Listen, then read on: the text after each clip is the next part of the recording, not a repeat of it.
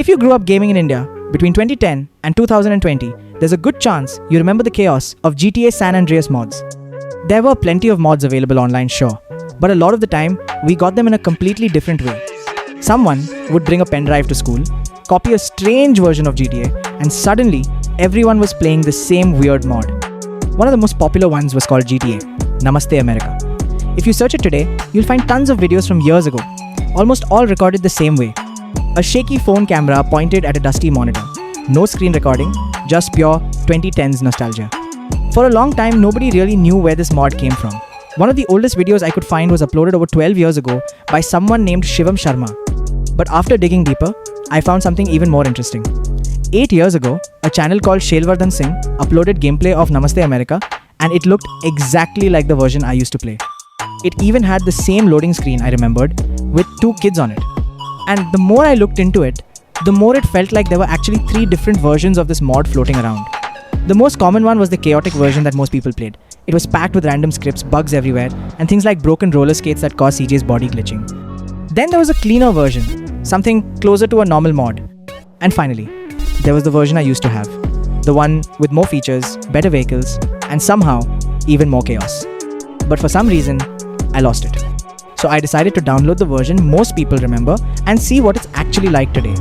The idea behind Namaste America sounded amazing. A fusion of GTA's American world with Indian culture. But when I actually booted it up in 2026, the experience was a complete disaster. There was no sound, the mouse didn't work, and the game was stuck in stretched resolution. The mod folder was filled with random scripts. I had a horse standing right in front of CJ's house, a red marker that summoned monsters near Grove Street, and a gasoline system. Although, to be fair, the speedometer that came with it was actually pretty cool. But the worst design decision in modding history had to be this. Someone added a script that spawns a fighting dog, and they bound it to the D key, the same key used to move right. So every time I tried to walk right, a dog would just spawn out of nowhere. It made the game almost impossible to play. So I had to fix everything. Huge shout out to TJJM's GTA modding guide for helping restore the resolution, fix the bugs, and get the mouse working again. Then I started cleaning the mod folder. The horse was deleted, the monster spawner was removed, the dog script was completely wiped. I basically had to perform surgery on the game just to make it playable. And once the game finally worked, things somehow got even weirder.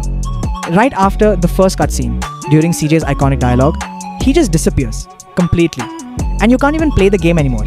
I have no idea which mod caused that. So I had to restart the game and skip the cutscene entirely. Then I finally got into the game. The starting BMX bike was gone. In its place was a dinosaur, straight out of Mario. So naturally, I rode the dinosaur straight into Los Santos traffic. And that's when the real idea of the mod finally started to show. Los Santos traffic now included Indian vehicles, auto-rickshaws, classic cars, and random vehicles driving around the city. The mod also had a vehicle spawner, which meant you could summon almost anything you wanted. Cars, bikes, giant houseboats, and even crazy Clio mods like a gravity gun and a portal gun. It even had a submarine you could actually drive. You could fly across the map on a floating flow mop, or transform into characters like Spider-Man, Vegeta, Mario, Luigi, Peach, or the Prince of Persia. At this point, I'm pretty sure the person who made this mod was a huge Mario fan. But here's the strange part. Years ago, I actually played a much better version of this mod. It had more content, better vehicles, and it was genuinely fun. But that version was passed around on a single pen drive, and today it feels completely lost. So I decided something. If that version is gone, then I'm going to rebuild it myself, from memory, taking Namaste America and turning it from chaotic trash into something legendary. A true fusion of Los Santos and 2010s Indian culture. High quality vehicles, nostalgic mods, and scripts that actually work. In the next video, the Namaste America remaster officially begins. So subscribe if you don't want to miss it. And tell me in the comments, which classic 2010s Indian cars should I add to the game?